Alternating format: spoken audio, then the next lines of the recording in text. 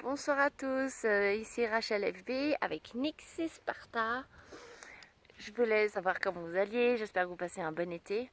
Et je voulais juste faire une petite vidéo sur les températures estivales carrément caniculaires que nous avons actuellement ici en Europe et je pense ailleurs dans le monde également. Surtout au sujet de vos animaux. Comme vous le savez peut-être, on a dû arrêter le trek qu'on faisait parce que les températures ont été beaucoup trop élevées pour mes chiennes.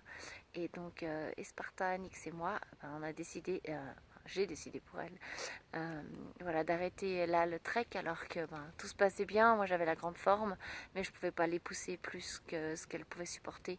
C'était vraiment pas drôle. Et je me suis rendu compte que beaucoup de gens ne se rendent pas à quel point compte que les températures élevées peuvent influencer l'état de leur animal, que ce soit un chat, un chien ou un cheval. Et je voulais vous donner quelques conseils, ou peut-être que vous les avez certainement déjà entendus, mais je trouve que ça vaut la peine de les répéter. Alors, avant tout, si vous le pouvez, autant que vous puissiez le faire, allez les promener le matin tôt. Je sais, il faut se lever, mais franchement, vos animaux vous en seront reconnaissants. Allez, sortez-les tôt le matin pour courir, faire un tour à cheval, etc. C'est la meilleure période de la journée. Ensuite, parce que vous n'avez pas le choix, faites votre plus longue sortie le soir, mais à partir de 7-8 heures, voire des fois 9 heures, tellement la température, la chaleur emmagasinée pendant la journée continue d'influencer votre animal. Et si vraiment vous devez les prendre avec vous pendant la journée pour une rando, pour une grande sortie, essayez autant que possible de rester à l'ombre, en forêt, à la bord de cours d'eau, de rivières, qu'ils puissent rester au frais le plus possible. La montagne cette saison, pleine exposition, c'est vraiment pas une bonne idée. Donc voilà, le matin tôt, prenez votre courage à deux mains et levez-vous, ça fait du bien en plus.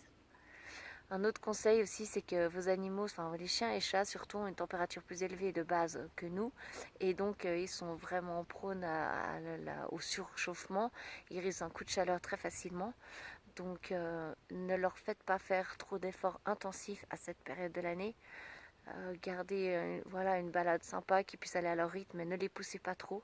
Et c'est valable pour votre cheval aussi, parce qu'ils sont beaucoup plus, voilà, ils risquent un coup de sang, un coup de chaleur, et puis c'est pas ce qu'on a envie pour eux. Donc pas d'efforts surintensifs à cette saison. Et ensuite, un autre conseil, ayez toujours bien assez d'eau avec vous, ou la possibilité de donner de l'eau très régulièrement à votre animal, afin qu'il ne se déshydrate pas. Les animaux, les chats, les chiens se déshydratent très vite et c'est aussi le cas pour votre cheval, même si souvent on s'en rend moins compte.